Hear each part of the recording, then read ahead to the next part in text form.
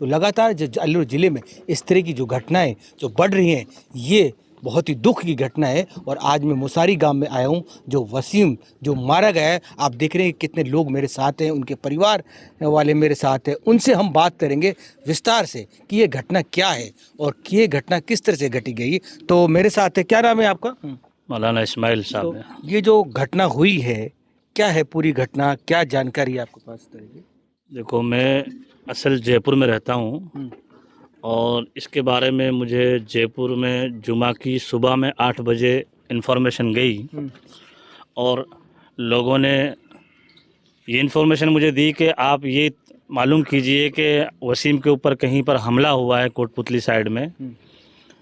तो मैंने उनका फ़ोन करके जयपुर से कोटपुतली फ़ोन किया, तो वहाँ से मुझे डायरेक्टली यही इन्फॉर्मेशन मिली कि वसीम एक्सपायर हो चुके हैं और कोटपुतली हॉस्पिटल में एडमिट हैं अभी। तो उसके बाद मैं वहाँ से गाड़ी लेकर रवाना हो गया।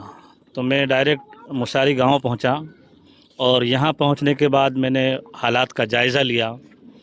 फिर मुझे पता चला कहाँ हुआ, कैसे हुआ, क्यों हुआ। तो पता ये चला कि वसीम जुमेरात की रात में घर से जाता है, कोई जो दरख्त वगैरह उसने जो ख़रीदा था तो वो उसको लेने के लिए जाता है। वहाँ मौके पे पहुँच जाता है और पहुँचने के बाद में उनके पास ये इन्फॉर्मेशन आती है, खबर मिलती है कि वन विभाग के लोग हैं, वो आ रहे हैं या रास्ते में खड़े हैं, तो आप लोग यहाँ से निकल जाओ, क्योंकि वरना वो आपका चालान वगैरह या कोई भी पर्ची वगैरह काट देंगे। तो वो लोग वहाँ से निकल गए। तो उसमें उनके वालिद साहब, बाप भी थे, छोटा भाई भी था और उनके साथ काम करने वाली लेबर भी थी। छोटा भाई दूसरी पिकअप को लेकर निकल गया और उनका बाप मोटरसाइकिल लेकर निकल गया। वो लोग दूसरे गांव में इधर उधर पहुंच गए, किसी को किसी का पता नहीं कौन कहाँ है। लेकिन जिस गाड़ी पर राजस्थान सरकार लिखा हुआ था, वो गाड़ी वसीम का पीछा करते हुए तकरीबन 20 से 25 किलोमीटर तक उनके पीछे चली। उसने पीछा किया।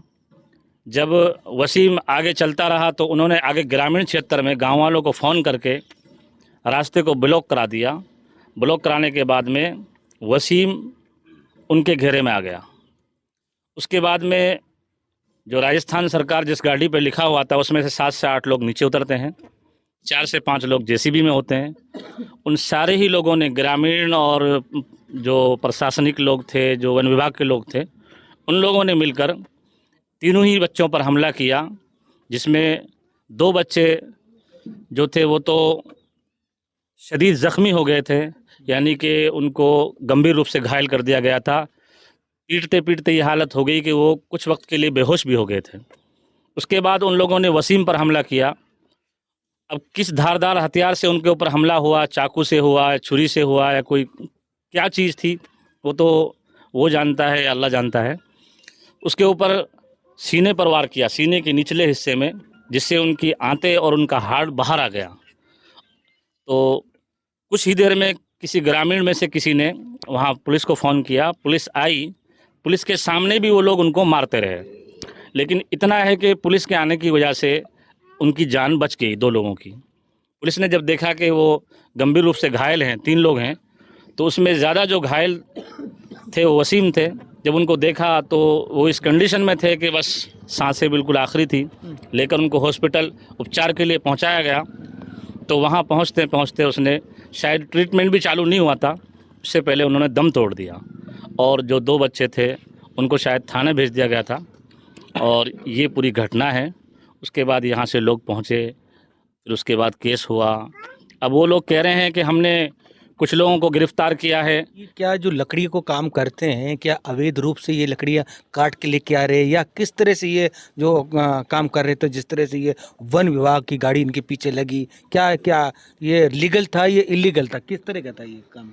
देखो, हरे दरख्त का काटना लीगल तो होता ही नहीं है, लेकिन इसके बावजूद वो लोग जो दरख्त के मालिक होते थे, खेत वाले होते थे या घर वाले होते थे, उनसे दरख्त पैसे देकर ख़रीदा करते थे।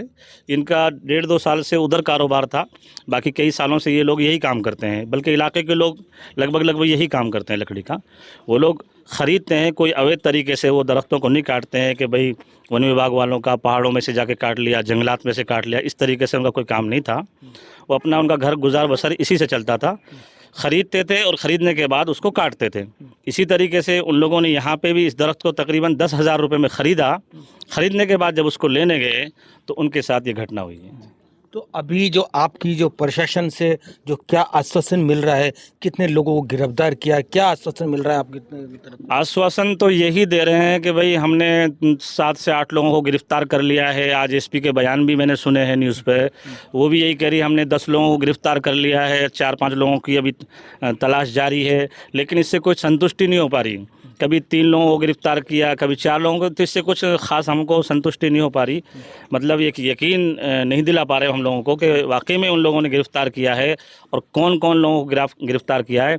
मेरे हिसाब से तो अभी तक मेन मुजरिम तो अभी तक भी फ़रार हैं, पकड़ में नहीं आए। तो अभी अब वो तो सब लोगों ने मिल के किया। अब कौन ग्रामीण ने पहले हमला किया है या जंगलात वाले ने पहले हमला किया है, ये तो अल्लाह ही जानता है। या वो लोग हैं जो वहाँ मौजूद थे, शायद उनको भी इस चीज़ का तो एहसास नहीं होगा, उनको भी इस चीज़ का अंदाज़ा नहीं होगा कौन जंगलात वाला है कौन। ये तो सब चीज़ें बाद में खुल के आई है कि भाई ये जंगलात वाले हैं। बल्कि ओरिजिनल तरीके से देखा जाए, एक भीड़ ने उनको मारा है। भाई हम ये देखते हैं, इसमें नज़र आ रहा है कि पीछे से एक गाड़ी है जिसमें 8 से 10 लोग सवार हैं, आगे ग्रामीण लोग जेसीबी लेकर रास्ते को ब्लॉक करके खड़े हैं, 4 से 5 लोग वो हैं, 2-3 लोगों को भीड़ ने मिलकर मारा है। तो ये कहीं ना कहीं मॉब लिंचिंग ही है और वन विभाग के लोगों ने और ग्रामीण लोगों ने मिलकर ही इसको मारा है। इसको मैं क्लियर नहीं कर सकता कि ये वन विभाग वालों ने ही मारा है या ग्रामीणों ने मारा है। इस चीज़ से हम लोगों की यही मांग है कि जो भी कुछ हुआ है ये बहुत एक दुखद घटना है, एक हादसा है, एक हत्या है, एक मर्डर है। तो हम लोगों की प्रशासन से और ख़ास तौर से जो सीएम प्रेजेंट टाइम पे जो गद्दी पर बैठे हुए सीएम अशोक गहलोत साहब हैं, उनसे यही अपील और विनती है और एक दरख्वास्त है कि पीड़ित परिवार को सहायता दी जाए। कम से कम 1 करोड़ रुपए की मदद की जाए, क्योंकि जो मरने वाला था वसीम, ये घर का एक ज़िम्मेदार व्यक्ति था। 4 छोटे छोटे मासूम इनके बच्चे हैं और सबसे बड़ा जो बच्चा है वो विकलांग है। जो उनकी वाइफ है, जो मेरी सिस्टर है, छोटी मेरी बहन है ख़ास, वो अभी भी प्रेग्नेंट भी है। तो 5 बहनें हैं, 4-5 भाई थे, तो बूढ़े माँ बाप हैं, तो काफ़ी मतलब बड़ा परिवार है। तो कम से कम 1 करोड़ रुपए का मुआवजा मिलना चाहिए। और इसके साथ साथ ही घर के बल्कि जो उनकी वाइफ है उनको गवर्नमेंट कोई ऐसा प्रावधान लाकर कोई गवर्नमेंट नौकरी का उनके लिए कोई रास्ता निकाले। एक नौकरी कम से कम गवर्नमेंट की मिलनी चाहिए। यही प्रेजेंट टाइम में जो सरकार है उससे अनुरोध है, अपील है, दरख्वास्त है। कि लगातार जिस तरह से अल्लू ज़िले में मॉब लिंचिंग की घटनाएं बढ़ रही हैं, अब इन पे कब तक लगाम लगेगा ये आने वाला वक्त बताएगा। देखते रहिए 24 टीवी नेटवर्क राजस्थान।